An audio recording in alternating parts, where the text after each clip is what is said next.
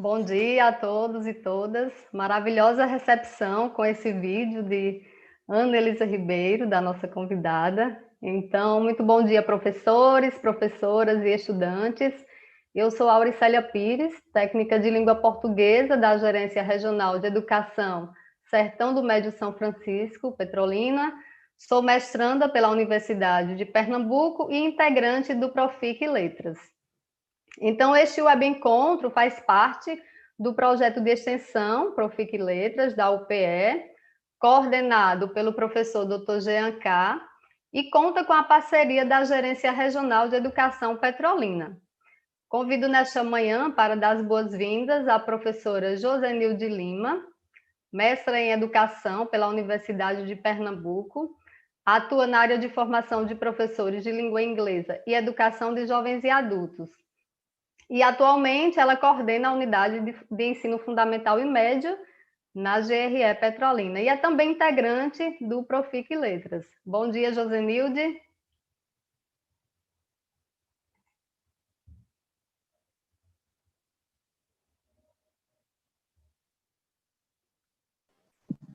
Bom dia, com alegria. Bom dia a todos e todas. É com imensa satisfação que a gente acolhe cada um dos que aqui estão. A professora Auricélia Pires, os nossos cumprimentos. Aos estudantes ao estudante de letras, Gustavo, que estará hoje na mediação, ajudando na moderação e organização desse encontro.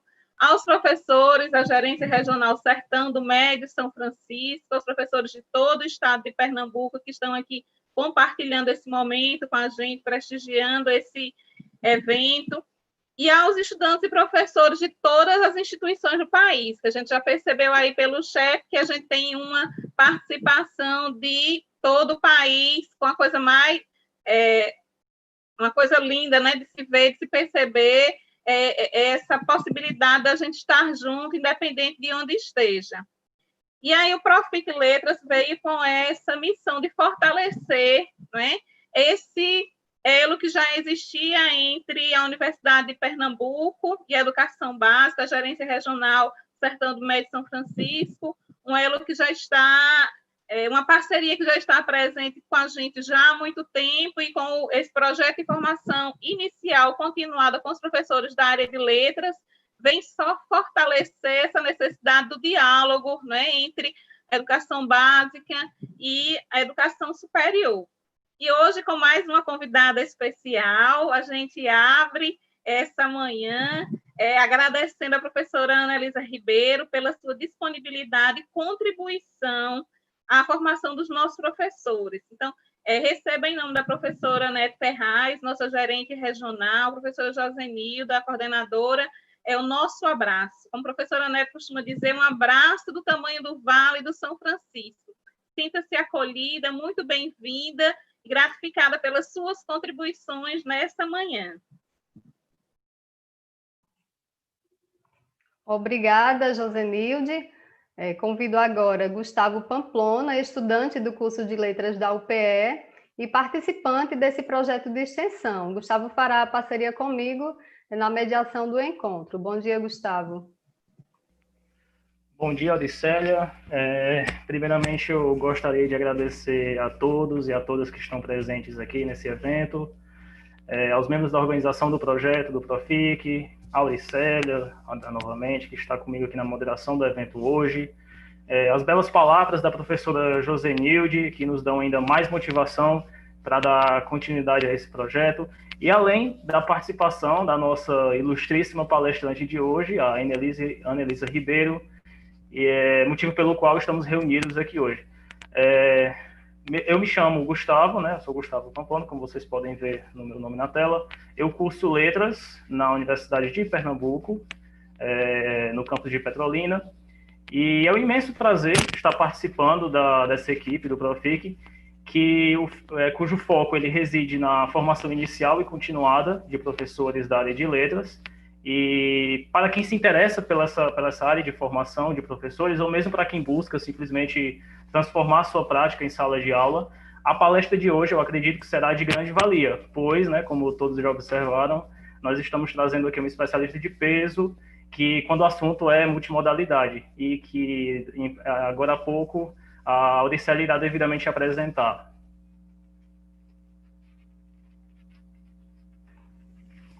Muito obrigada, Gustavo. E agora, né, um momento esperado por todos nós para dialogar conosco sobre a temática Os textos multimodais no ensino de língua portuguesa.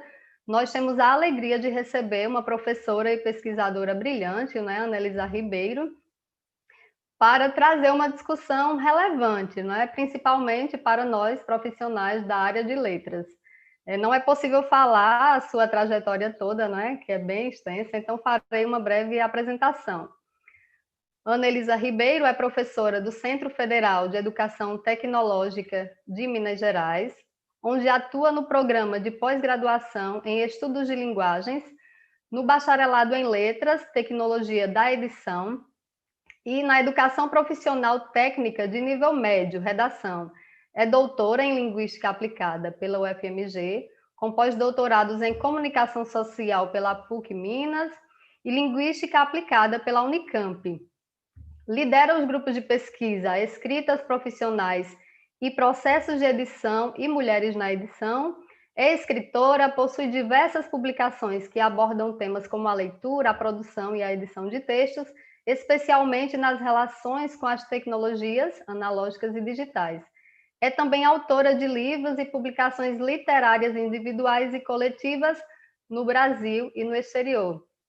Anelisa, seja bem-vinda. Sinta-se acolhida por todos os professores aqui presentes.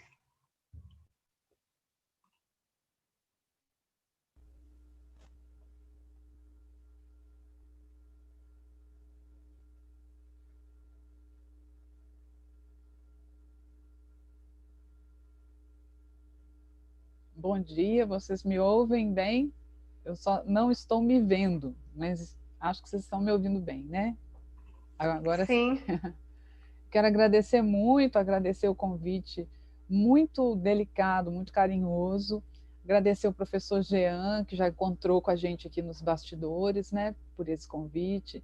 Agradecer ao PE, agradecer a Auricélia, Josenilde, Gustavo, e tem mais pessoas aqui nos bastidores, né? Então, muito obrigada. Fiquei surpresa aqui com esse vídeo. Vocês falaram que tinha uma surpresa, eu não tinha ideia do que era. É muito legal, assim, vocês foram lá pegar, isso é de um livro de poemas meu de 2018, que é um livro que justamente é todo produzido em torno do tema da fotografia.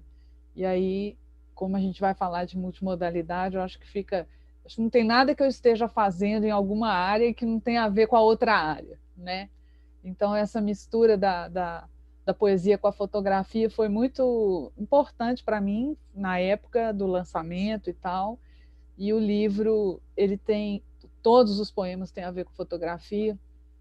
E aí vocês escolheram um que está num site, né? Tipo uma antologia, assim, uma amostra dele um pouco. Então, eu agradeço muito por isso também. Nossa história aqui, então, está lá no card, né? Os textos multimodais e o ensino de língua portuguesa. E é uma coisa que eu venho fazendo, sou professora de língua portuguesa, né? Minha formação em letras português, depois fui me aprofundando na linguística aplicada, sempre trabalhando com língua materna, e a minha matéria, né, no ensino médio é a redação. E na redação eu fico sempre muito preocupada com a nossa missão lá, né?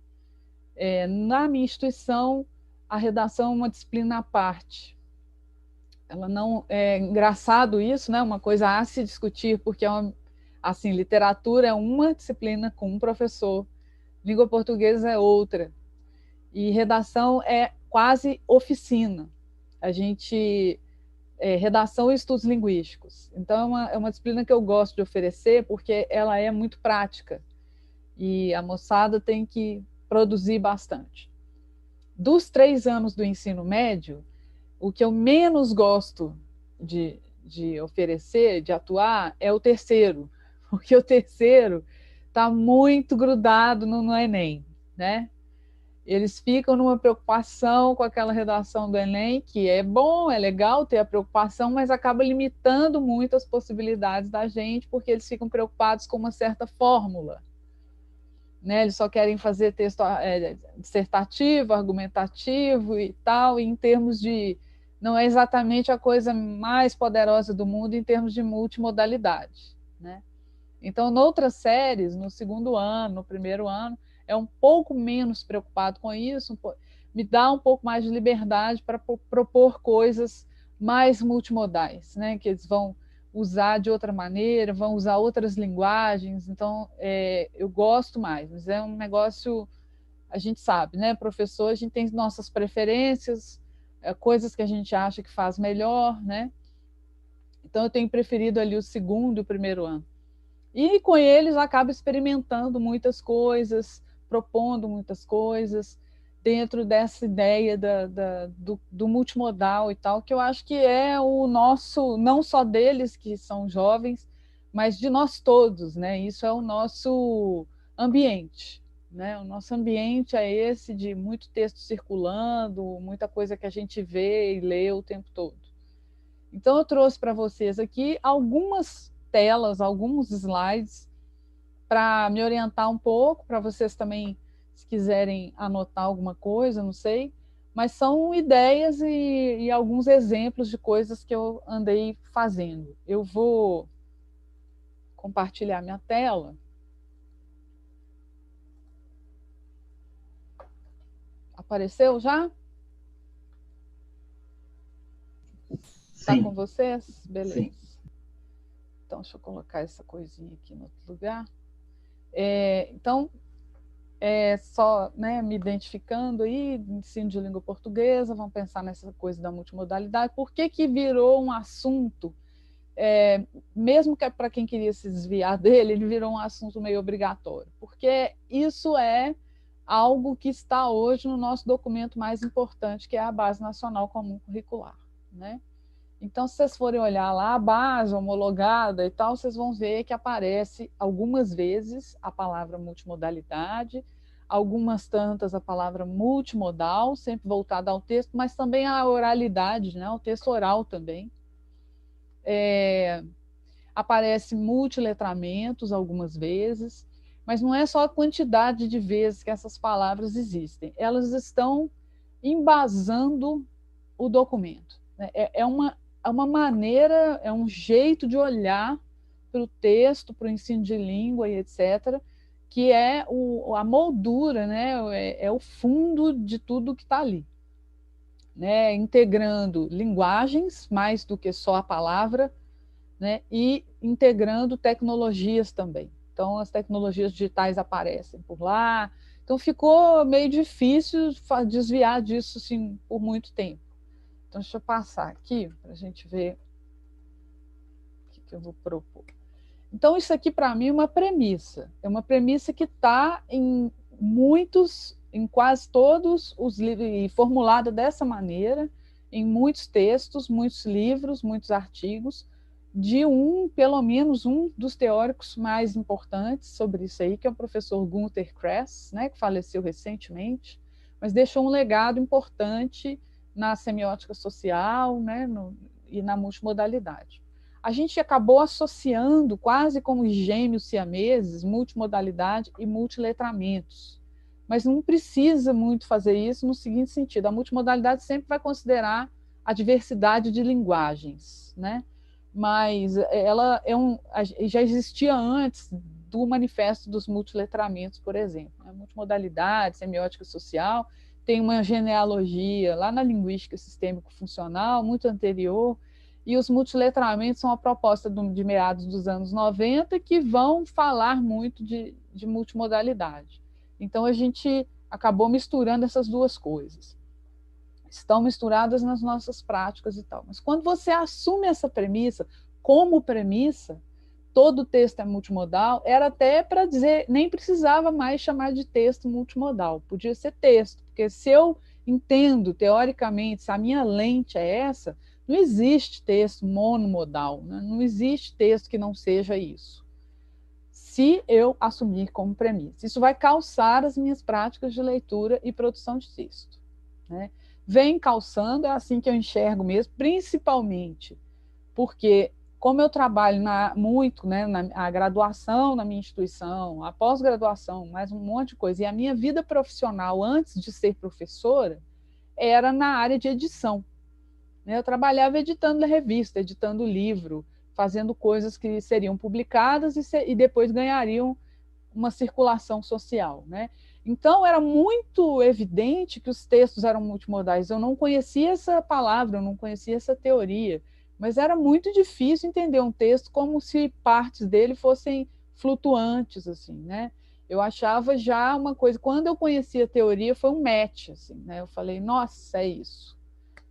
Então, tá, alguém vai embasar o que eu já sinto, né? O que eu já percebo como profissional de edição. Depois, na hora de dar aula, isso teve que ser revisto no sentido de quais as práticas que a gente vai ter como professor, né, como alguém que vai lidar com estudantes de vários níveis, para essa ideia se materializar ali nas coisas que a gente produz juntos, né?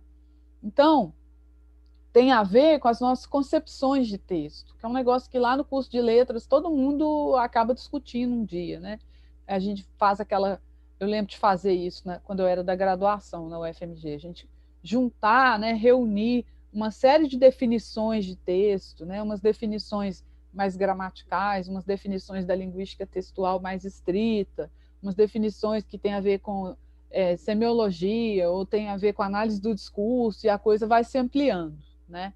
Então, aquela pessoa que trabalha com uma concepção de texto muito fechada, muito linguística, acaba excluindo muitas coisas que estão no texto e que fazem diferença na nossa construção, na nossa produção de sentido, né? Certas coisas que a gente não olha fazem diferença para a pessoa que está lendo. Só que podem estar fora do nosso escopo, né? Quando a gente fala, mas eu sou linguista, em alguma medida você está dizendo assim, eu tenho que prestar atenção no que é linguístico. Eu lembro de uma expressão que a gente usava mais e agora ficou meio escanteada, que é a coisa do extralinguístico, né? O que é extralinguístico eu não vou prestar atenção. Acontece que essa é uma concepção que limita um pouco a coisa e cria um artifício para você recortar vamos chamar assim, recortar um dos recursos que você tem ali, né? Recortar um dos elementos do texto e excluir outros. E eu prefiro trabalhar não excluindo os outros, incluindo os elementos que estão ali, e mesmo que eles possam ser chamados de extralinguísticos. O que seria isso? Uma foto, uma cor, né? Uma disposição das coisas, o layout. Mas isso não é da minha conta, porque eu sou professor de português. Eu acho que é da nossa conta. Só que torna o trabalho um pouco mais complicado de fazer, né? Já é complicado, né, gente? Não é exatamente fácil. Então, eu parto dessa premissa junto com autores, muitos, inclusive, principalmente, o Günter Kress. Em várias formulações ele fala isso aí, todo texto é multimodal. Então, eu não devia nem me preocupar, porque não vai ter um que não seja. O que eles vão, e que nem sempre está explícito, mas que a gente precisa entender, é que eles são multimodais em níveis diferentes, né? Num contínuo, assim, numa gradação diferente. Então, é isso, né? Eu vou preferir olhar o texto dissecado, que eu coloquei aqui, ou íntegro, né? É como se eu fizesse umas fatias dele para tratar só de uma ou só de duas. Vou dar um exemplo. Isso acontecia mais antes do computador, né? Eu me lembro de estudar na escola, quando eu era aluna lá do ensino médio, alguma coisa assim, não tinha computador, não tinha nada disso. Então, o professor chegava na sala, às vezes, ele pegava um texto que saiu numa revista, primeiro que naquela época não tinha nem muito essa coisa dos textos de circulação social, né? Você podia, inclusive, inventar coisas, forjar exemplos de coisas, que depois foi meio afastado. Mas o professor podia pegar um texto num jornal, por exemplo, que era tudo impresso, né? E transcrever aquele texto. Ele batia aquele texto na máquina e entregava para nós uma coisa batida à máquina e depois passada no... Como é que chamava aquela maquininha com álcool? É isso, no mimeógrafo. Né? Era cheiroso, todo mundo pegava e botava no nariz. Assim, tinha um álcool ali, né? Então, ele desconfigurava o texto. Né? O texto que tinha saído no jornal, numa determinada disposição, inclusive numa determinada posição da página do jornal, que para o jornal não é aleatório, né? Faz diferença o tamanho que aquilo tem, onde aquilo está, o destaque que aquilo tem, pensando no jornal como um grande texto, né? Ou um hipertexto, dependendo da posição de como está, você sabe se é mais importante ou menos importante, se deram mais relevância ou menos relevância. Não dá, é impossível descobrir isso com o texto isolado. Né? Então, ela pegava um texto ali, desconfigurava ele em termos de forma e, às vezes, em termos do que tinha de... Se tinha uma imagem, né? Se tinha alguma coisa junto, você não sabia mais. Para estudar o texto, que era chamado de texto, era a parte palavra, né, e fora do lugar. E aí vinha aquelas perguntas que tanto faz onde aquilo está, como é que foi publicado, o que foi. Pergunta do tipo, onde está o sujeito, onde está o predicado, né? Que é para você olhar a frase. Não tinha nem muita preocupação, eu não lembro daquela preocupação que depois a gente aprendeu, entre coesão, coerência, essas coisas que são da linguística do texto, que já ampliaram o nosso olhar, né? Então, é um jeito, você pode dissecar a coisa toda, eu pus dissecar de propósito, porque você disseca, geralmente, coisas mortas, né? Tem gente que disseca coisa viva, mas né, nos experimentos científicos isso é meio proibido, ou pelo menos não é muito... Então, essa coisa da dissecção, eu pensei, imaginando que esse texto foi tirado do lugar dele, todo transformado de um jeito que ele acabou morrendo um pouco como texto de circulação social. Virou uma peça para a gente estudar meio sem vida. E o que me interessa mais nos textos é a vida deles, é justamente a vida deles. A vida deles quer dizer onde que isso foi feito, como que foi feito, onde que circula, que efeito que tem, o que as pessoas fazem quando leem isso.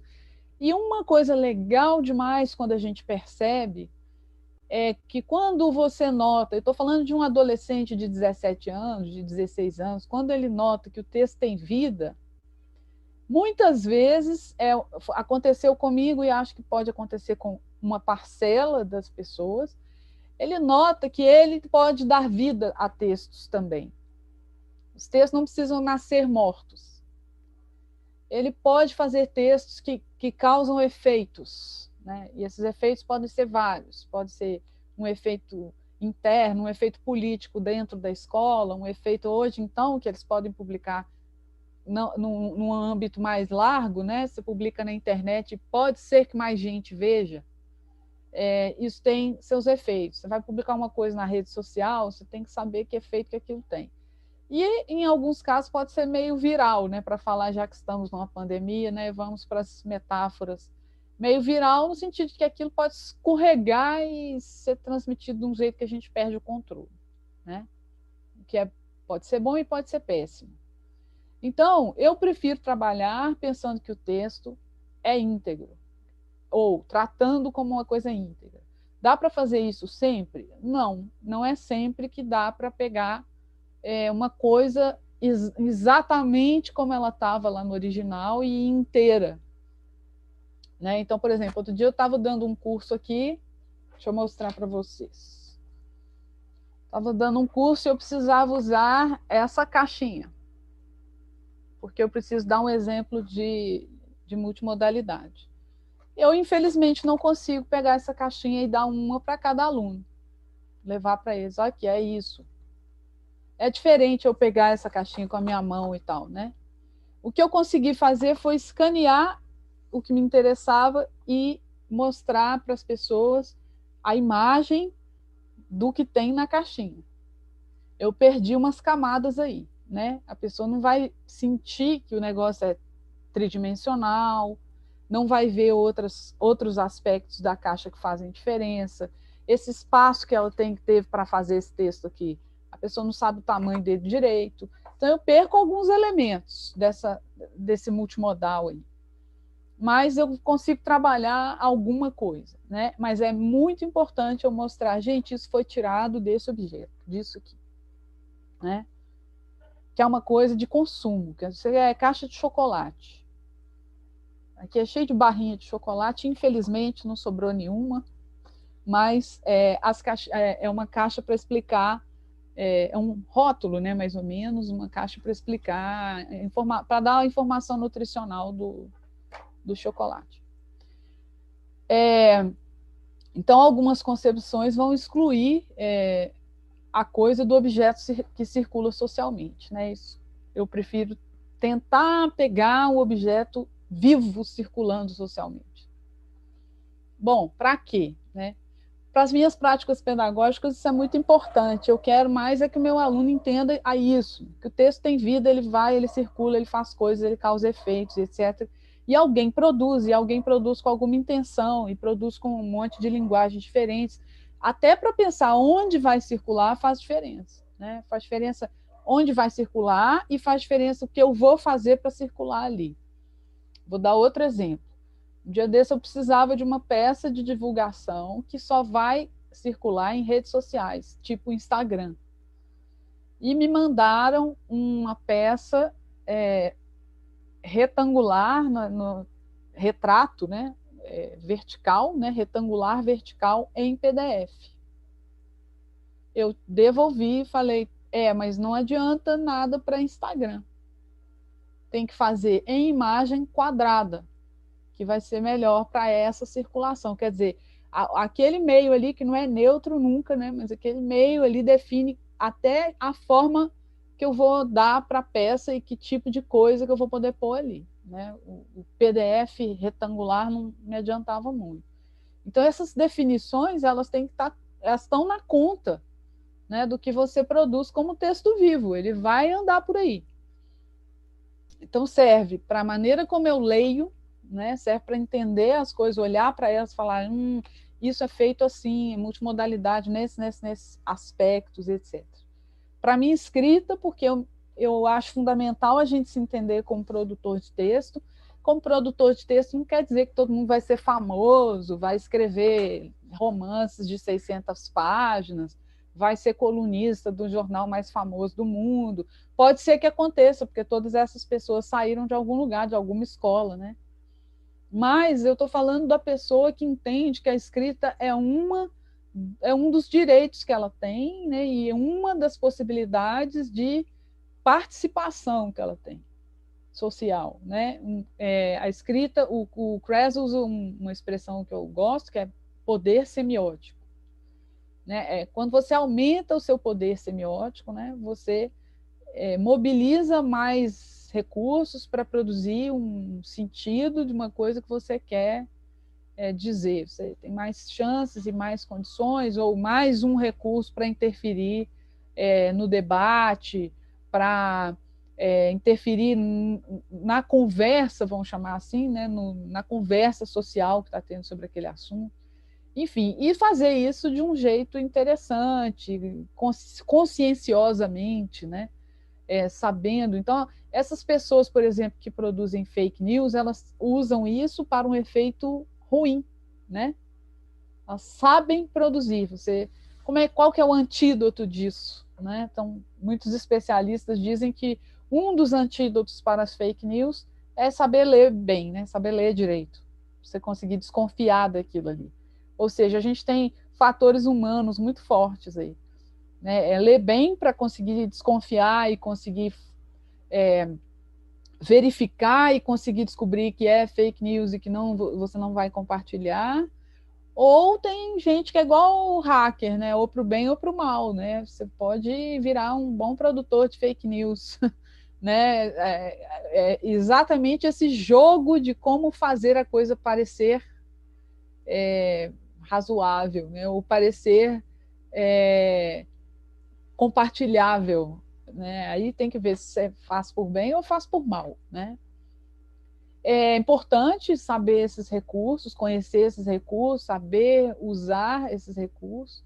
E tem uma coisa muito dita nos livros do Kress e de outros, e muita gente fala isso hoje, que é como a imagem nos cerca, né, e é importante hoje, e sempre foi, mas hoje entre as linguagens, né, como a gente vê imagem o tempo todo, o dia inteiro, e ela está ali, e hoje você encontra nas grades dos cursos de letras e em outros lugares, cursos de leitura de imagem, né, para a gente aprender a ler imagem. Aquele poema que vocês puseram lindamente aí na abertura, eu começo ele dizendo: aprendemos a ler imagens com o historiador. Por quê? Porque tem esse verso tem a ver com uma coisa que aconteceu mesmo. Uma época que eu fui ler umas coisas de um historiador conhecido chamado Peter Burke. E o Peter Burke, ele tem alguns trabalhos sobre leitura de imagens, de historiadores lendo imagens, né? Lendo quadros antigos, né? Lendo essas coisas. E é um texto muito legal dele, que ele ia falar, um texto antigo, que ele ia falando de o que ele vê na imagem que pode dizer sobre aquela época, né? Que uma pintura, por exemplo, né? Ele mostrando como que ele olha aquilo e enxerga determinadas coisas sobre aquela sociedade, sobre aquele período histórico, sobre aquela pessoa que está ali retratada, né? É muito legal, e eu lembro que fiquei muito impressionada com isso, porque eu me sentia uma leitora de imagens muito ingênua, né? E vários autores vão apontar isso hoje, né? Tem autor até que fala que a imagem não só concorre, como já é predominante em relação ao texto palavra.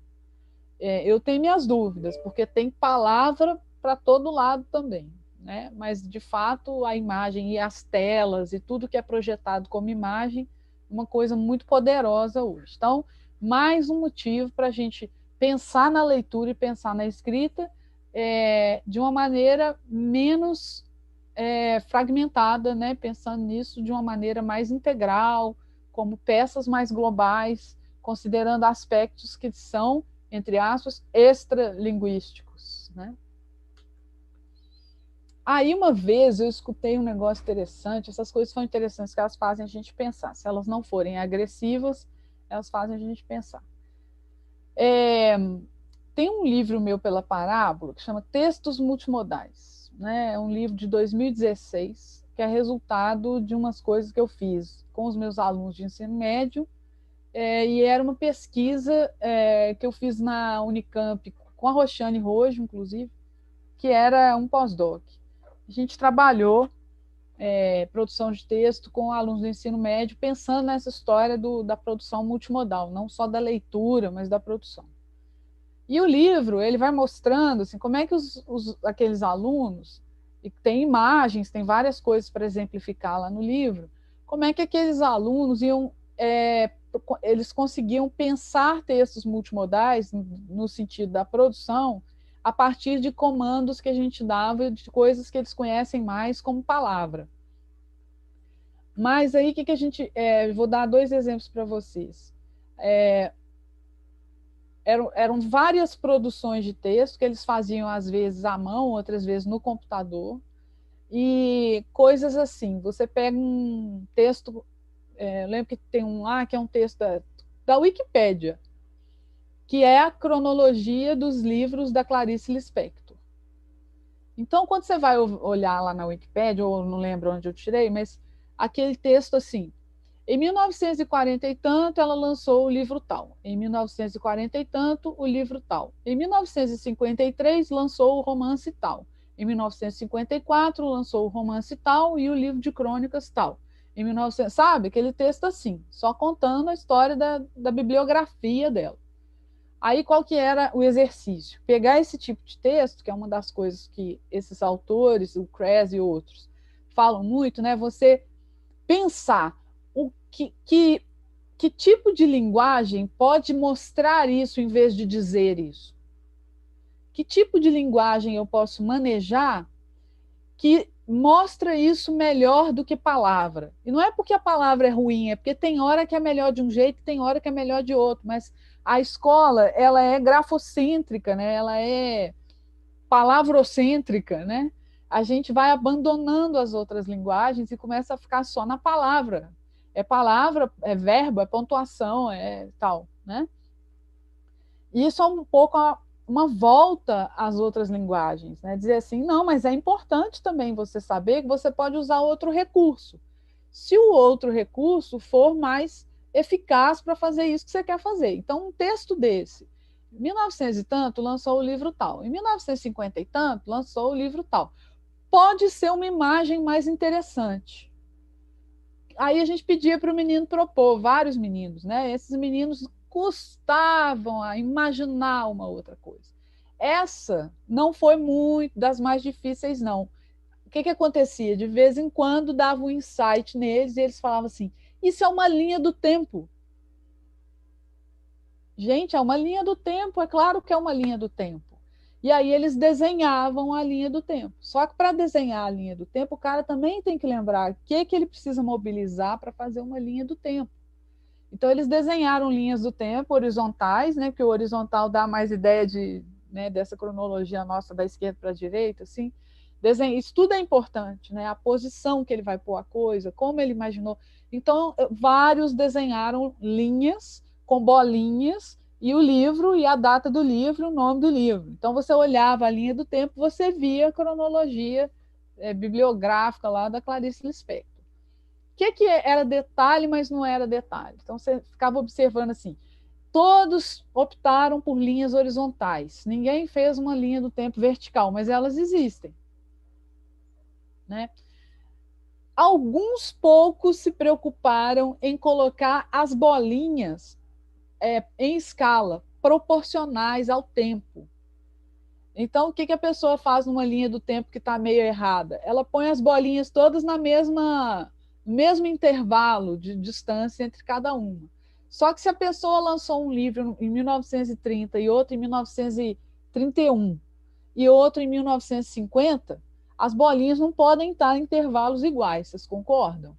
Então a pessoa tem que lembrar disso, que isso é visual. Ela tem que pôr uma bolinha em 1930, uma bolinha encostadinha em 1931 e a bolinha de 1950 tem que ir lá para frente. Ela pode até não fazer uma escala perfeita, contada em centímetros, mas ela tem que dar essa noção para o leitor. Esse livro que ela lançou trocentos anos depois. Isso é multimodal e é uma coisa que a pessoa vai ler a hora que ela olhar. Né? Então, alguns tiveram essa preocupação de fazer a escala temporal direitinho, outros não tiveram, botaram a bolinha em qualquer lugar. Alguns tiveram a preocupação, inclusive, de desenhar um livrinho, colocar o nome do romance em um livrinho. Outros colocaram, por exemplo, a preocupação de colocar um título na linha do tempo. Cronologia das obras de Clarice Lispector, para você olhar aquilo e entender o que você está olhando. Quer dizer, é palavra e imagem, não dava para ser sozinho. Né? Não dava para ser imagem pura, tinha que ter umas coisas ali explicativas. E aí, esse foi um dos exercícios. Teve um outro que foi um organograma, que é um negócio que também custou e tinha coisa mais fácil e coisa mais difícil de fazer. O organograma era assim, era um texto verbal que explicava a estrutura organizacional de uma escola. Então, o texto falava assim, a autoridade máxima da escola é a diretora. Abaixo da diretora tem o departamento tal e o departamento tal. Dentro do departamento tal tem a secretaria A, B, C. Assim, um texto verbal. Tinha que vir na cabeça do menino o que ele podia usar para fazer aquilo virar um texto visual também. Custou a aparecer o organograma, que é aquelas caixinhas organizacionais, né? Você põe lá a diretoria, abaixo da diretoria com risquinho, sei lá o nome que eu dei aqui, 2 departamentos, aí dentro do departamento, tantas secretarias, você fazer essa... O que foi que apareceu primeiro na cabeça deles? Uma pirâmide. Só que a pirâmide está errado em termos de visualização, porque a pirâmide dá uma ideia numérica. A base da pirâmide tem um montão de gente, o topo da pirâmide tem pouquinho de gente. Isso veio na cabeça deles porque tem uma pessoa na diretoria e depois vai ter mais pessoas. Mas ali não tinha uma relação com número, tinha uma relação com hierarquia. Né? E aí você discute isso tudo, pensando que texto é esse? Então tá. Qual foi a crítica? Alguém, não lembro na época, uma professora falou assim: mas esse livro é meio engraçado, para que eu vou trabalhar isso invertido? O menino tem que aprender a escrever. Para que eu vou, se eu estou custando a fazer ele escrever em palavra, por que eu vou ficar mandando ele voltar para fazer imagem? Eu achei a crítica super engraçada, assim, porque eu falei, eu acho que ela não vai ter muito como correr disso daqui para frente, não. Né? Então, eu entendi o que ela estava dizendo, mas eu não tive essa oportunidade, mas eu gostaria de dizer para ela, mas isso é texto, ele precisa saber fazer isso. Né? Pensar isso, pelo menos. Ele pode até não virar um produtor disso, mas ele tem que olhar para isso e entender, isso é uma coisa assim, isso quer dizer, isso tem um sentido tal, né? E esses sentidos não são ingênuos. Então, achei muito interessante. Então, estou trabalhando da imagem para a palavra, mas também da palavra para a imagem, pensando se fosse só essa dupla. Não é isso que eu considero, não considero dois polos, né? Elas estão integradas, elas são as duas muito necessárias nessa composição. Então, isso foi uma coisa. Outra coisa que é muito fundamental para mim, não dá para partir do zero, não existe zero. Texto multimodal, ele pode ser em níveis, menos multimodal, mais multimodal, intensamente multimodal, o que for. Mas não dá para existir um texto zero multimodal. Algum nível de multimodalidade ele tem, e uma das razões eu vou explicar agora. Só da palavra, se a palavra estiver materializada em algum lugar, ela já é imagem também. Não tem como olhar a palavra e falar que ela é só palavra, ela é palavra e é imagem. Ela está disposta ali de alguma maneira, alguma coisa foi escolhida para ela estar, o tipo do papel que ela tiver, a cor do papel que ela tiver, algum nível de multimodalidade vai ter. É mais fácil entender isso quando a gente sabe que os processos de edição partem todos daí também, né? Quando eu escrevo uma frase no bronze e escrevo uma frase no papel de pão, eu estou dizendo coisas diferentes. Papel de pão é um negócio muito menos valorizado em termos de produção de sentido daqueles... esse elemento é um elemento que me diz alguma coisa. Ele é muito menos, tem muito menos valor do que o bronze. Quando você vai fazer uma homenagem para alguém, você entrega uma medalha ou uma placa de alguma coisa que normalmente não é barata, no sentido de uma coisa feia, uma coisa barata no sentido financeiro também, né? Então, esses são níveis de multimodalidade, nesse sentido de olhar quantas camadas importam ali para você produzir o sentido daquela peça, né? Então, não dá para partir do zero. Não vou dizer que um texto que tenha só palavra não seja multimodal. Ele é multimodal também, mas num nível X, mobilizando certos elementos daquilo que não são uma imagem do jeito que a gente imagina. Imagem assim, uma foto, né? Mas ele é uma imagem, porque eu preciso olhar para ele. Mas e se for oral? O oral está na sua voz, não está? Então, ele está levando coisas da sua voz junto com ele e outras coisas que a gente percebe melhor. Um negócio, por exemplo, que a gente chama de tom, né? Qualquer criança pequena que não sabe nem falar, isso é um exemplo super típico. Criancinha pequena não sabe nem falar e sabe se você está xingando. Por quê? Porque você modaliza, ou você modula, né? Você faz a coisa parecer aqui, a pessoa sente que você está, né? Quando você acha que alguém foi ríspido com você, pode ter a ver com o que foi dito e com como foi dito, né? Então, pensar nisso é bem importante, pensar que não dá para partir do zero e que muitos elementos são mais sutis do que outros são mais explícitos, né? A gente pensa mais neles. Por causa disso aí, a gente acaba tendendo a umas análises que polarizam, né? Ou que binarizam essa coisa do palavra e imagem. A gente acaba vendo muitos trabalhos de mestrado, doutorado ou artigos que consideram multimodal porque tem palavra e imagem. Isso é uma simplificação. Assim, né? Pode ter só palavra e ser muito multimodal, pode ser uma imagem e vai ser multimodal, a própria imagem, nos elementos de que ela mesma é feita.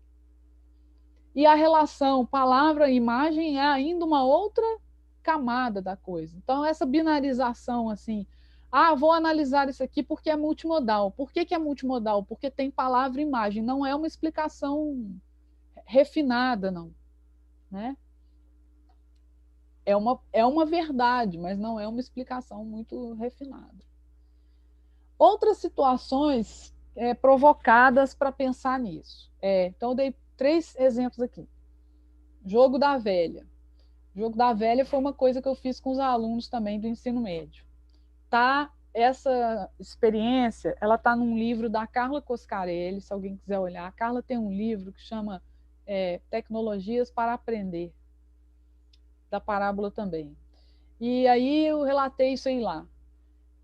Eu fui trabalhar com uma turma de primeiro ano, não lembro mais se é primeiro ou segundo, fui trabalhar com eles, acho que era primeiro.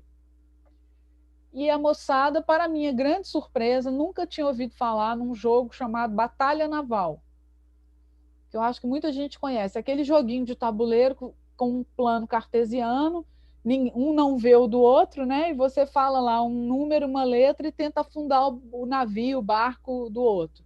É um jogo muito antigo, comum, e é uma coisa simples.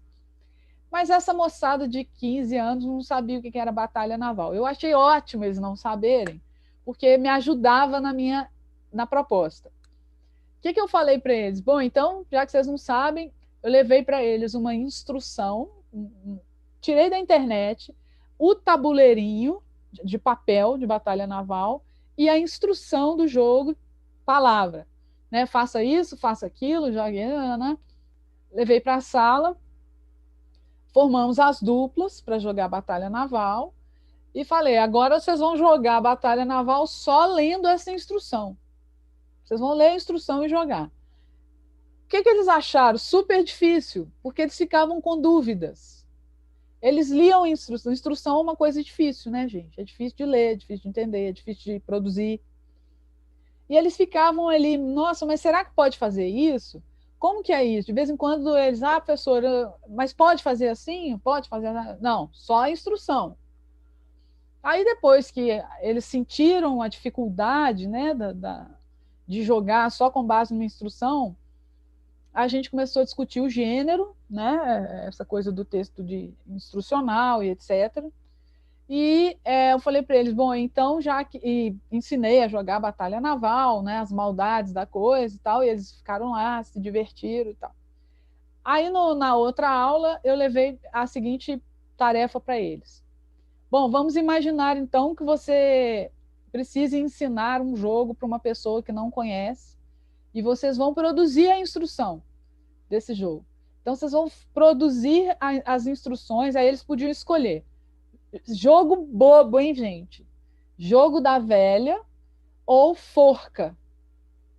Né? São 2 jogos muito fáceis, muito bobos, todo mundo conhece, mas eles tinham que imaginar que a pessoa que vai ler a instrução deles não conhece. Eles já tinham criticado muito o texto instrucional da aula anterior, do negócio lá da batalha naval, tinham achado muito difícil, e eu falei para eles, olha, texto instrucional tem para todo lado, você compra um móvel, o móvel às vezes vem desmontado, vem com um monte de desenho esquemático para você conseguir... É um negócio que tem, você compra uma geladeira, vem com o negócio lá, como é que usa? Você compra, está em todo lugar. Então tá, vamos fazer uma instrução. A maioria escolheu fazer as instruções do jogo da velha, a maioria absoluta. Não sei se eles acharam que seria mais fácil. Não, jogo da velha, né? E aí, primeira dificuldade é imaginar esse cara que não conhece, né? Você escrever para antecipar um leitor que não conhece. Uma dificuldade que todo mundo que escreve tem, né? De completar as lacunas ou deixar as lacunas de propósito, né? A outra coisa é que não passou pela cabeça da maioria desenhar nada. Então, eles ficaram tentando explicar como que desenha o tabuleirinho do jogo da velha, ficaram tentando explicar com palavras o que pode fazer, o que não pode fazer, quando é que você ganha o jogo da velha, quando é que você perde no jogo da velha, quando é que... E tudo com palavras. Então, deu um trabalho danado, eles ficaram. 2 grupos falaram, vai ser mais fácil fazer isso aqui. E fizeram um texto mais multimodal. O que eles fizeram? Para jogar, por exemplo, eles separaram tudo direitinho, sessões, mas colocaram lá, para jogar um jogo da velha, primeiro, desenhe um tabuleiro assim. E aí botava lá aquele sustenido, né? Muito mais fácil do que ficar falando. Coloque 2 linhas paralelas, depois cruze 2 linhas paralelas perpendiculares, depois não sei o que, né? Só para descrever o tabuleiro era uma trabalheira. Era muito mais fácil desenhar. E aí esses foram fazendo. Para ganhar o jogo, escolha entre bolinha e X. Né? Cada um vai jogar com o seu... Né? Para ganhar o jogo da velha, são essas as possibilidades. Aí eles desenhavam, a pessoa ganhou na vertical, na horizontal, na diagonal. Se você fizer essas combinações, deu o jogo da velha. Quer dizer que você não ganhou, não aconteceu. Aí botava lá. Então foi muito mais fácil. Depois nós nos reunimos para discutir aquilo e os outros grupos falaram, mas podia desenhar, né? Que é uma coisa que não passa. Quer dizer, se a gente está trabalhando também com a ideia de gêneros textuais, é claro que podia desenhar, isso é um gênero discursivo, né? Como chamem aí, um gênero textual, um gênero discursivo, que conta com esse tipo de recurso, assim, né? Esses elementos estão lá. Você vai dizer que uma instrução não pode ter desenho, não pode ter imagem? Então, você não está trabalhando com aquele gênero de um jeito mais genuíno, né? Então, eu acho que faz todo sentido considerar essas coisas, né? Multimodalidade dentro dessa moldura toda aí do trabalho com gêneros textuais na produção, né? Outra coisa dos textos multimodais, já falei com vocês, que é a linha do tempo e organograma, né? Que são essas possibilidades de pegar textos que são palavras e eu vou usar assim, traduzir, né? Para textos que têm um nível de multimodalidade mais alto, né? Que vão usar outros elementos, né? Vão produzir sentido de um jeito mais, vou chamar até nesse sentido mesmo, mais multimodal, né? E, do ponto de vista da leitura, umas coisas que são peças interessantes para produzirem certos efeitos. Então, eu coloquei aqui o Péricles, que são umas peças publicitárias. O que aconteceu nessa situação aí? Estava até com a Carla Coscarelli, a gente estava em algum evento em Salvador, e na hora de ir embora para o aeroporto, a gente, naquela via lá comprida que vai para o aeroporto de Salvador, eu olhei para os lados e tinha uns outdoors com propaganda de um show. E eu bati o olho no outdoor, falei, gente, o que é isso? Aí olhei para a Carla e falei, olha que coisa interessante aquilo ali. Interessante do ponto de vista, né, multimodal. Gente, Péricles, nesse caso aí, é aquele cantor de pagode, né? Não conheço muito, não é um gênero musical que eu curta, que eu escute, não sei nenhuma música dele.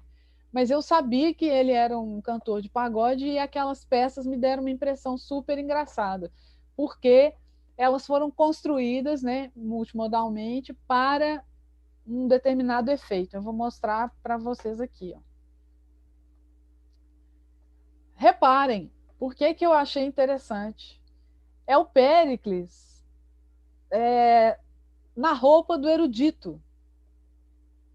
Né? Então, é a produção de um show dele, que é um show de pagode, mas eles fazem a coisa de um jeito que ele virou praticamente o Pavarotti,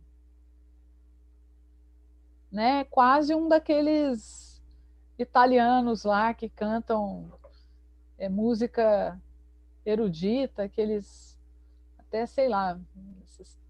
E eu achei uma peça muito interessante, e ela produz um efeito que lá no final das contas é até financeiro, porque o tipo de show é outro, o público que ele queria era outro, o preço do ingresso era outro, né?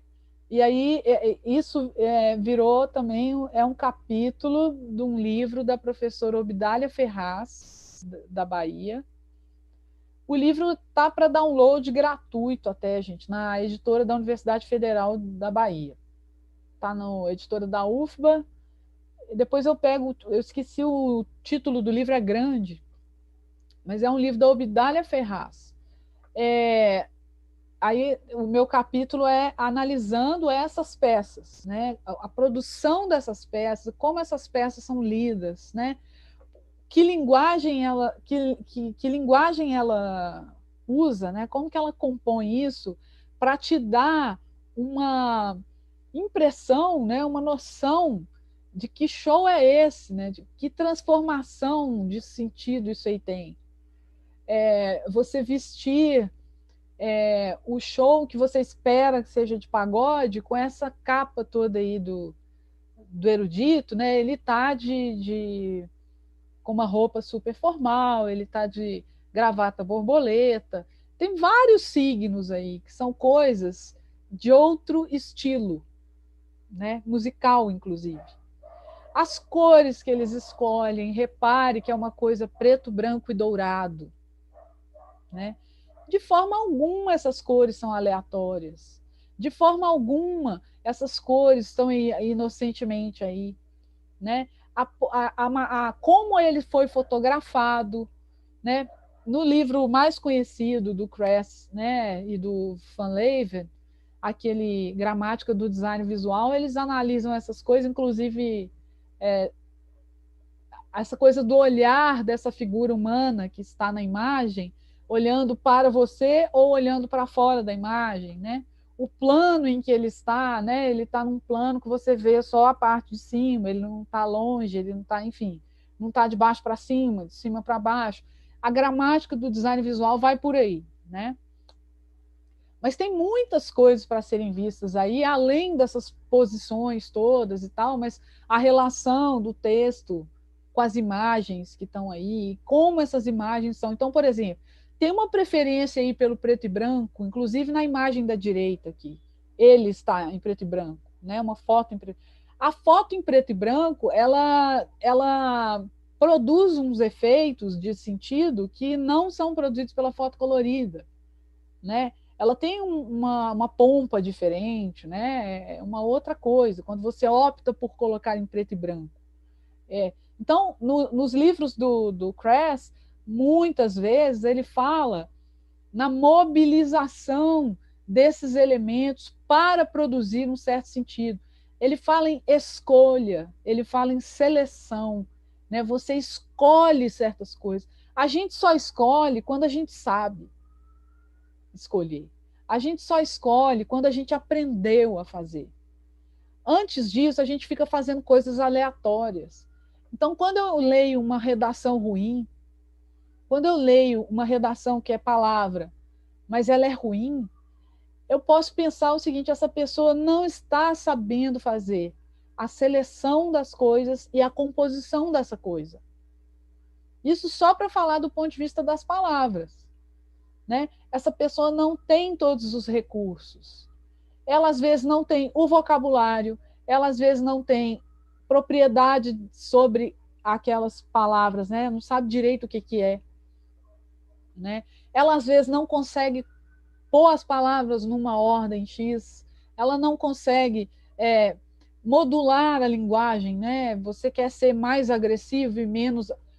Nesse sentido, por exemplo, se você quer escrever um texto mais agressivo ou menos agressivo, você consegue fazer isso? Só porque você quer? Você quer, mas você precisa saber fazer isso. Com o recurso, né, da palavra, por exemplo. Então, você tem que saber como unir aquelas palavras. Estou falando de um jeito muito grosseiro, né, gente? Mas como reunir aquilo, compor aquilo de um jeito que a pessoa lê e não acha agressivo. A gente tem que aprender essas modulações muito urgentemente, porque a gente tem se comunicado muito por escrito e muito rápido. Eu lembro de um momento da história da internet que a gente brigava muito com as pessoas porque escreveu no tom errado, escreveu um e-mail de um jeito esquisito, mandou e-mail de um jeito esquisito, nos chats também, né? Você manda uma coisa no WhatsApp e ela soa esquisito. Então, esse tipo de preocupação tem que estar junto com a gente, assim, né? Como é que eu vou dizer isso aqui? Mas como é que eu vou dizer isso aqui tem a ver com multimodalidade o tempo todo. Como é que eu vou dizer isso aqui? Usando também imagem, também cores, também não sei o quê, é também preocupação nossa. Né? Então, quando eles produziram, nós vamos fazer um show do Péricles. Só que qual que é a diferença? Vai ser um show, ele vai cantar as músicas dele, normalmente, ele não está cantando ópera aí, não é isso. Mas a gente precisa vender o show de um jeito, porque qual vai ser a diferença? Vai ser um show em lugar fechado, normalmente ele dá show em lugares abertos, vai ser um show com público limitado, vai ser um show assim, assim, assado. E aí eles precisam dar uma outra cara, esse show tem uma outra característica. Olha o nome do show, gente, Péricles in Concert. O que é in concert? Né? Tem que olhar lá, vai ter alguma modulação diferente na música dele, tipo, eu fiquei na dúvida, né, quando eu vi isso aí na época, às vezes é o cara tocando como orquestra mesmo. Já aconteceu várias vezes. Alceu Valença fez isso. Tocou com a Orquestra de Ouro Preto. Metallica fez isso. Né? Com orquestras aí. Tem show com orquestra de Nova York, de Berlim, sei lá da onde. Então, pode ser uma mistura de gêneros, mas nesse caso aí eu acho que nem era. Então, esse tipo de coisa é texto interessante para a gente pensar assim, como as modulações aí mudam o jeito de entender o que esperar, né? Para que serviam essas peças? Reparem que na peça da direita é um save the date, assim, falta apenas um mês. Era um teaser, né? Era uma contagem regressiva para o show dele. É para fazer para te seduzir, para fazer sua vontade de ir, né? Aquela coisa meio assim, adquira logo o seu ingresso antes que esgote.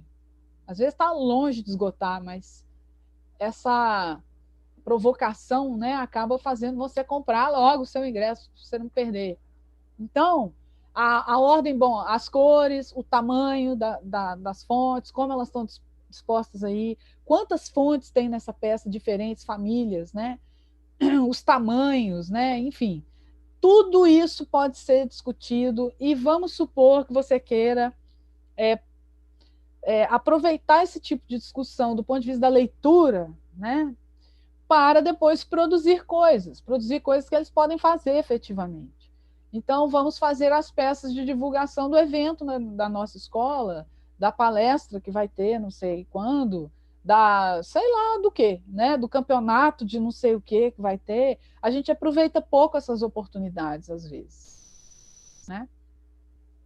Agora, é importante, eu acho, para fazer, ter pensado em coisas que circularam socialmente. Isso aí foi... o outdoor não era isso, né? O outdoor era horizontal e era uma peça no meio da rua. Mas eles fizeram várias peças que circularam, então, desde o outdoor até outras coisas em outros lugares. Esses quadradinhos foram os que circularam pelas redes sociais. Passaram pelo Facebook, passaram pelo Instagram, enfim. Então, vejam que ele é quadradinho, não é à toa, porque eles já sabem para onde que isso aí vai ser dirigido, né? Então, eu acho muito importante, interessante a gente entender que isso como textos estudáveis, né? Como textos que a gente pode levar para discutir um monte de coisa, e esse monte de coisa que a gente discute pode servir depois de insumo para a pessoa que vai produzir conscienciosamente, né? Produzir sabendo, assim, eu acho que se eu usar isso, vai ficar melhor. Se eu usar essa cor, vai dar uma ideia que eu não quero dar, então eu prefiro aquela outra cor, que é você ter, então, poder semiótico, a capacidade pensada, né, de selecionar os elementos que você vai usar. E com tanta tecnologia hoje, você seleciona muitos elementos, né? Você pode selecionar na sala de aula ali, só com caderno e lápis, é claro que não, você vai ter recursos muito limitados. Mas se você for abrir uma continha no Canva, né? Se você for abrir uma continha em qualquer software de nuvem desse aí que você faz pelo celular, você tem 1000 possibilidades de fazer coisas muito interessantes que podem te ajudar a selecionar mais elementos. Espero que tenha sido minimamente proveitoso. Estou às ordens para conversas e conversas. Muito obrigada. Obrigada pela paciência de todos. Essa Ana Digital aí, meu Instagram, quem quiser ir lá, eu sempre divulgo muita coisa lá. E o site onde está quase toda coisa que eu produzo, livro, artigo, se alguém tiver interessado em alguma coisa, pode ir lá olhar. Tem um link lá para o livro que eu citei da Obdália, tem as coisas lá para quem quiser procurar. Tá? Muito obrigada, gente. Deixa eu fechar o compartilhamento aqui. Pronto, voltei. Muito obrigada, Annelisa. Excelentes contribuições, né, para a nossa prática em sala de aula com os textos multimodais, né? Você utilizou exemplos muito bons, bastante professores já comentando aí no chat, né, sobre a tua contribuição. Pessoal, vocês já podem colocar perguntas, já vimos que várias pessoas já participaram, podem colocar, tem uma equipe fazendo uma seleção. E enquanto o Gustavo organiza o primeiro bloco de perguntas, só reforçando, o formulário de frequência será disponibilizado ao final do encontro, certo? Vai ser pedido uma palavra-chave lá no formulário, que é a palavra digital, e os certificados serão enviados em breve por e-mail. Então, muito cuidado, né, ao preencher, porque no último encontro alguns e-mails retornaram porque foram digitados incorretamente. Então, Gustavo agora fará o primeiro bloco de perguntas, mas antes eu quero registrar minha apreciação, Annelisa, por suas produções, né? Além das suas pesquisas, também suas produções literárias, inclusive a última crônica que você publicou, né? Bastante provocativa. E gostaria de destacar também 2 das suas obras, Textos Multimodais, Leitura e Produção, e o livro Escrever Hoje, Palavra, Imagem e Tecnologias na Educação. Né? Neste último livro, inclusive, você fala algo que você apontou no início sobre a compreensão do que seja multimodalidade, né? Que você já falou tão bem. E deixando aí uma provocação para quem está nos ouvindo, né? Alguns termos que a Annelisa utiliza, orquestração de linguagens, poder semiótico, não é? Nós, enquanto professores de língua portuguesa, a maioria aqui presente, né? É muito válido fazer essas leituras. Ok, Gustavo? Eu só gostaria que você incluísse uma pergunta, a Annelisa já pode anotar, de Elida Lins, que ela diz o seguinte: professora, você fala em níveis de multimodalidade. Já há publicações nessa perspectiva? Pode responder ou você quer que eu siga alguma ordem? Acredito que você pode já anotar e Gustavo vai apresentar mais algumas, mas como preferir. Acho que eu vou responder de uma vez. Ótimo. Eu tenho feito algumas coisas, publicado algumas coisas nessa linha, sem fechar uma escala, assim, não é que é engraçado, né? A gente fala e dá uma vontade que exista tipo um medidor de multimodalidade, né? Aí logo vai aparecer aquela coisa assim, se tiver isso e isso, é tanto. Se tiver, né, não fiz nada nesse sentido, acho dificílimo de fazer. Pode ser que apareça uma espécie de matriz de nível de multimodalidade, pode ser, mas é que os textos são tão diversos, tão infinitos, e o nível de cada coisa pode ser tão variável em cada um, que eu acho que é um serviço, assim, além de ser uma coisa quase impossível, a gente acaba fechando coisas que são muito combinatórias, infinitamente combinatórias, né? Por que eu vou dizer que essa imagem é mais multimodal que essa? Pode ser que, de um ponto de vista mais grosseiro, eu consiga. Por exemplo, essa imagem ela é mais multimodal que essa, porque ela tem menos elementos que eu consigo descrever imediatamente. Mas é difícil falar isso, né? Às vezes ela não tem uma coisa, mas tem outra, né? Ela não tem um elemento, mas tem outro. O efeito daqueles elementos é que é diferente, mas um é tão elemento quanto o outro, né? Nessa composição multimodal. Então, eu acho muito difícil. Agora, eu tenho escrito e falado muito sobre essa compreensão, que eu acho bem importante, que eu acho que ainda não aconteceu assim amplamente, que é a gente enfiar na cabeça que todo texto é multimodal. Por que eu estou falando isso? Porque, às vezes, você vai ler um trabalho que até queria ter ido nessa direção. Você sabe que a pessoa quis escrever nesse sentido, mas acaba dando a entender que só é multimodal quando tem palavra e imagem. Acaba binarizando. E aí eu falo, escorregou. Foi, mas não foi, né? E aí aparecem essas coisas. Eu mesmo posso ter escorregado nisso alguma vez, mas eu fico tentando me policiar para dizer, gente, não tem do zero. Então, se eu não posso partir do zero, eu estou partindo de algum nível mais baixo e vou aumentando, né? É mais difícil enxergar isso quando a gente olha para uma coisa e acha que ela tem um modo só, semiótico. Mas, na verdade, é muito difícil que o próprio modo semiótico seja puro, né? Seja de uma coisa, uma linguagem pura. Né? Se você tem uma imagem que tem um formato e tem uma cor, você já tem duas coisas. Né? Você tem um formato e uma cor. É difícil uma coisa ser uma coisa só. Então, por isso que não tenho visto muito trabalho pensando nos níveis, tenho visto muitos trabalhos escorregando nessa coisa e acaba que fica parecendo, às vezes está explícito no trabalho, outras vezes fica implícito, que é como se existisse algum texto que não é multimodal. Fica assim uma monomodalidade que você infere das coisas que a pessoa fala.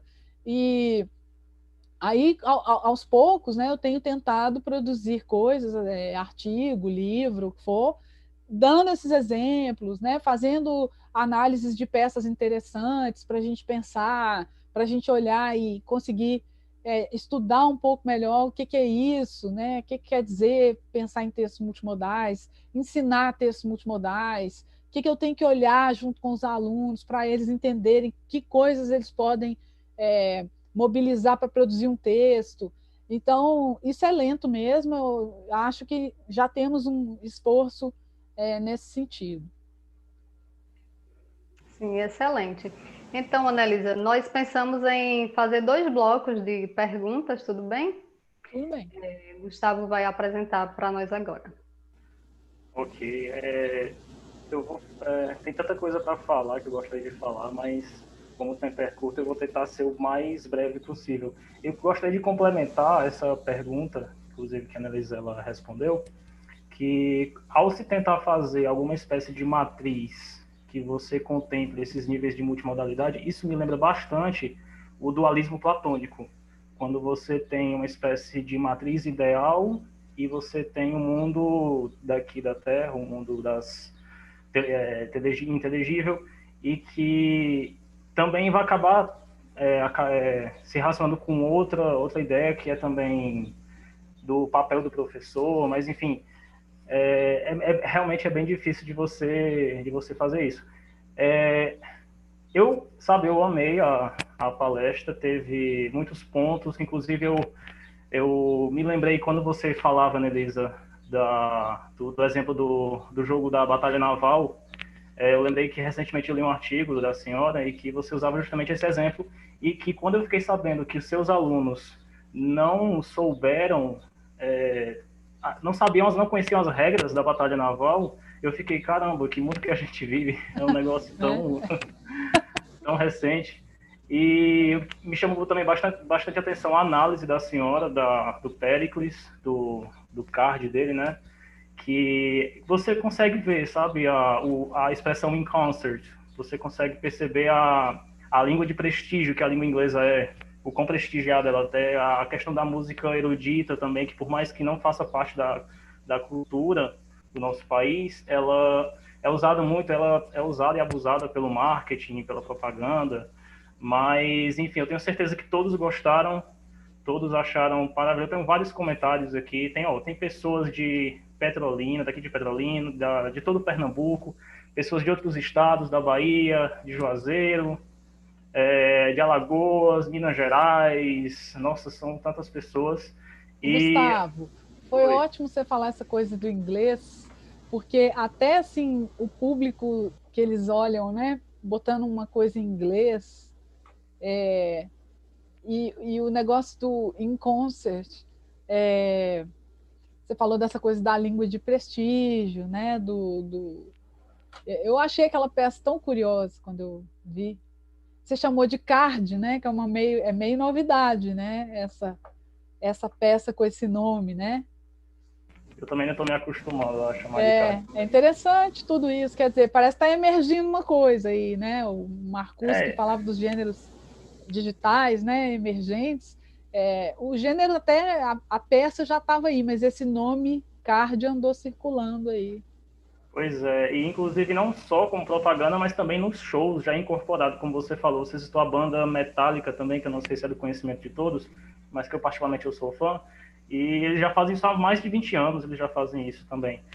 Mas para a gente não se alongar muito, deixa eu dar início logo às perguntas. Teve algumas perguntas aqui. Teve um que eu achei bastante interessante, o nosso grupo achou bastante interessante também, que é da Juliene da Silva Barros Gomes, e ela perguntou o seguinte: professora Anelisa, como diferenciar multimodalidade de multissemiose? São sinônimos ou essa distinção não se faz necessária, uma vez que os termos não se remetem a teorias e fundamentos diferentes? Eu acho isso bastante interessante. Pode responder? Pode. Olha, isso não pegou muito. Tem gente, eu não vou conseguir lembrar. Tem um artigo, tem um texto da Roxane Rojo, que ela distingue multissemiose e multimodalidade. E aí uma vez eu falei para ela que eu tinha lido, que tinha gostado do que ela propõe lá, e ela disse assim, você gostou? Ela falou para mim assim, você gostou mesmo? Que bom, porque eu não sei nem se ela mesma estava convencida daquela diferença.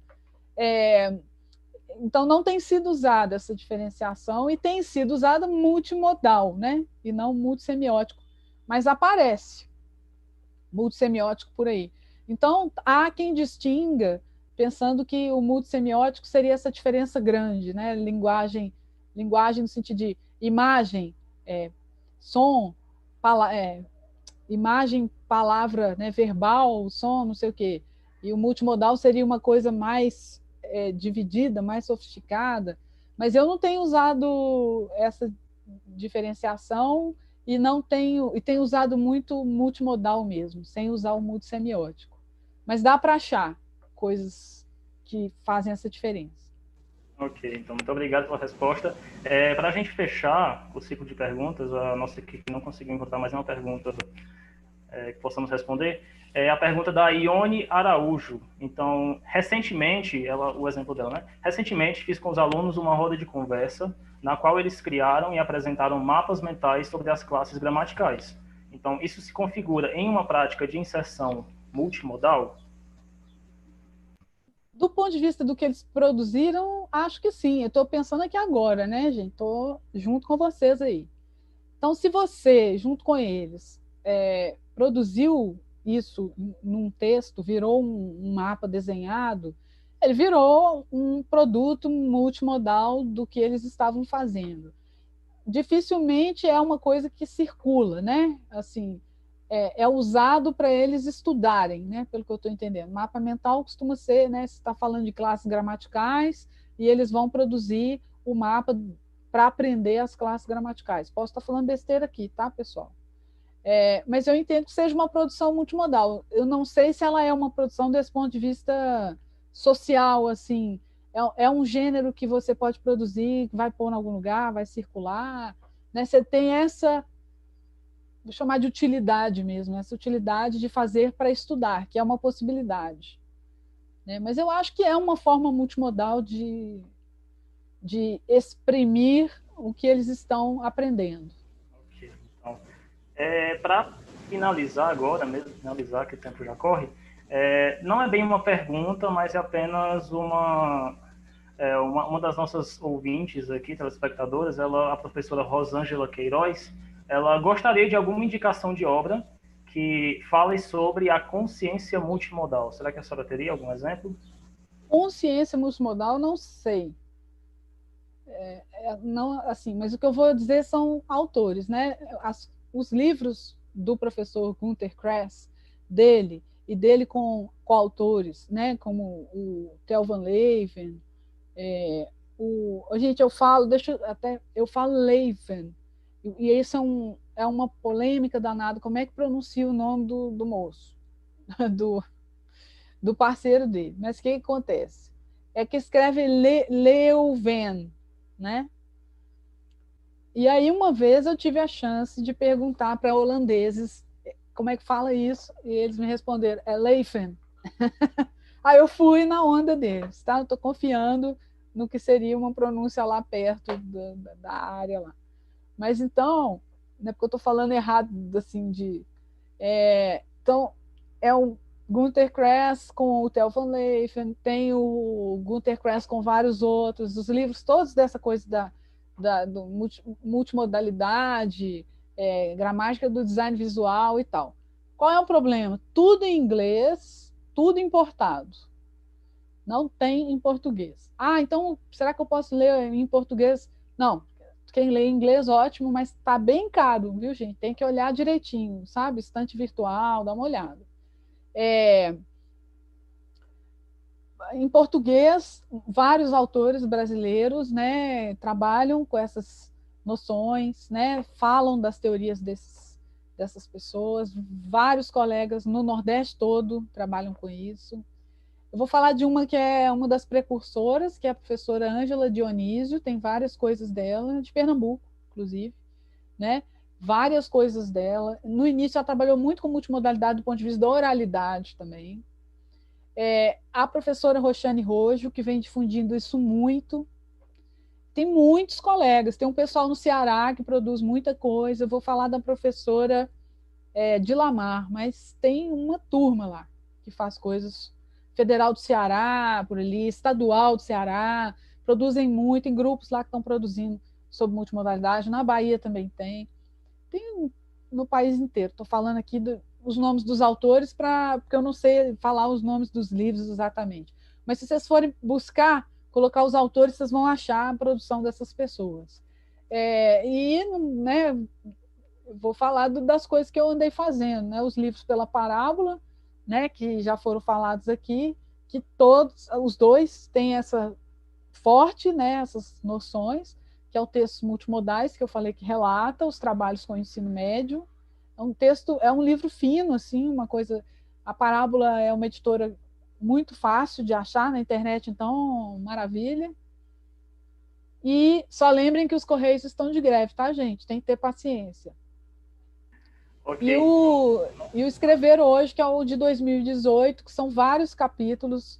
O Textos Multimodais, ele é uma coisa só. Ele é um grande trabalho com vários tipos de atividades.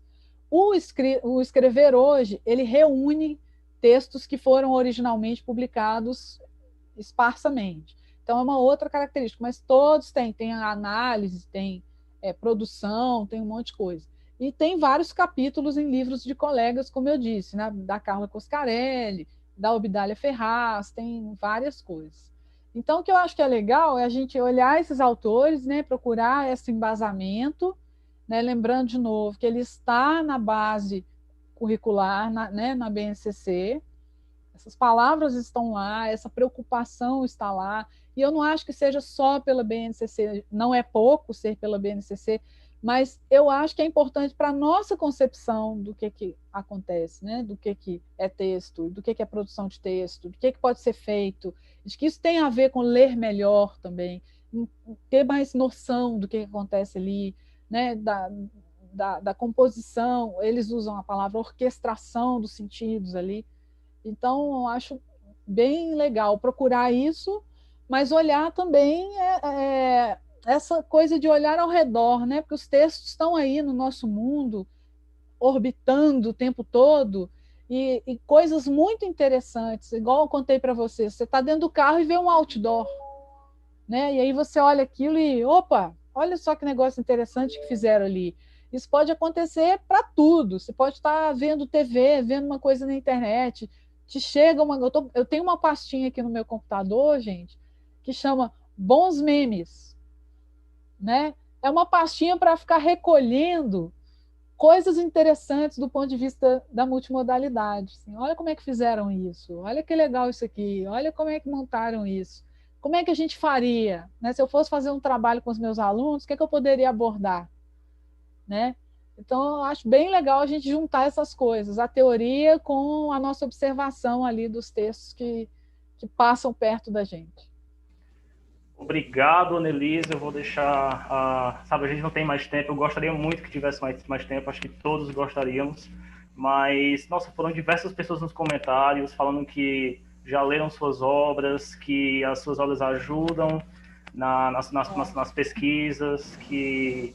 Mas, enfim, eu só queria deixar minha eterna gratidão, que eu também aprendi bastante. E obrigado. Tomara que a gente tenha outra oportunidade. E agora eu gostaria de passar para a Célia. Obrigada, viu, Gustavo? Muito obrigada. Obrigada, Gustavo, pela parceria aqui na mediação. Nossa gratidão aos participantes que ficaram até agora, né, nos prestigiando. A nossa coordenadora Josenilde deixa o abraço dela, da professora Nete e de Josenilda Souza, também no final, né, do nosso encontro.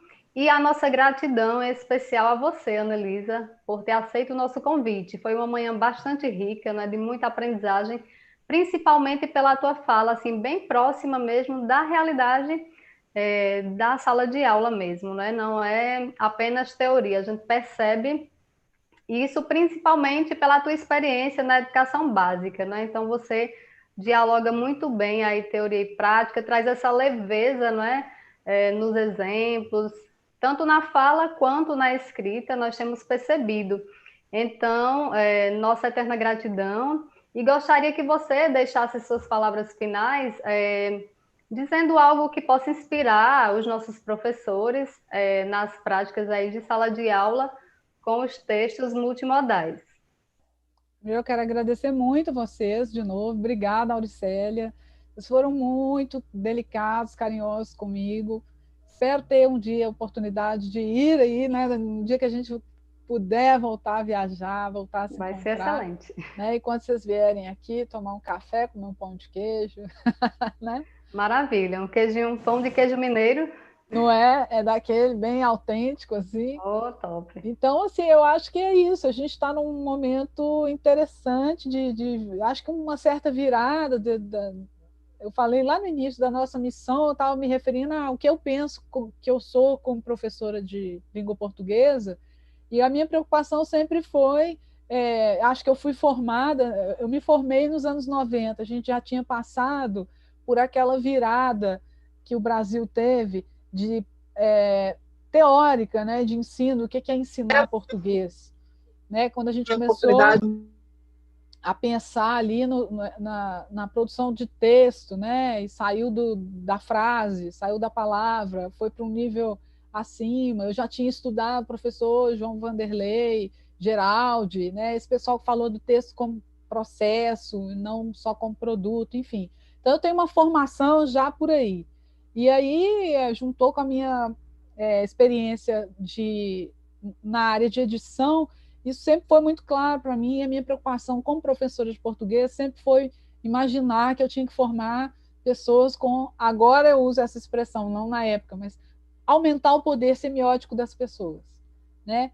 As pessoas terem condições, eu vou usar uma metáfora ruim, mas você armar melhor, né? As pessoas terem mais armas como leitoras e como produtoras de texto, principalmente também como produtoras de texto, para não ser só consumidor, né? Para você ser um consumidor que vai lá e diz também, né? Que participa, que está na arena, participa do debate e que consegue fazer isso bem. Eu não sei se eu consigo alcançar isso com todos os alunos que passam pela minha vida, infelizmente a gente nunca consegue, mas quando a gente consegue com uma parte deles, já é uma maravilha. Tomara que aconteça para todos os colegas e para as colegas que estão aqui. Excelente. Então, nossa coordenadora Josenilde tinha perdido a conexão, mas que bom que ela voltou, Josi. Ela vai deixar a sua palavra final, mas eu gostaria de lembrar, antes de Josi falar, que dia 1º de outubro nós teremos outro encontro do projeto, né, Profic Letras, com as professoras Alessandra Barbosa e Elisa Dallabona, com a temática Ensino de Literatura em Tempos de Pandemia, Experiências e Possibilidades. Será transmitido aqui pelo canal da AGRE, já estejam convidados. Então, um abração, Ana-Lisa, Gustavo, Josi, e os presentes aqui. Josi, com você a palavra final. Na verdade, você já tinha encerrado, eu só voltei para deixar registrado, né? Que foi uma manhã riquíssima, Ana. Você realmente aumentou o nosso poder semiótico durante essa manhã.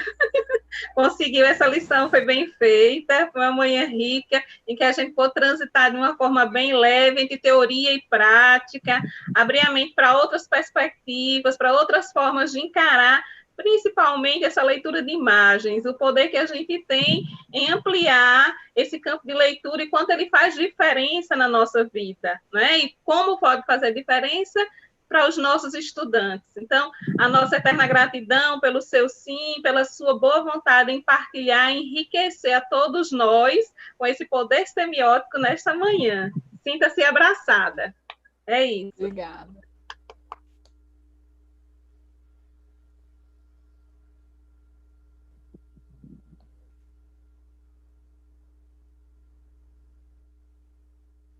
Aguardamos todos na próxima quinta.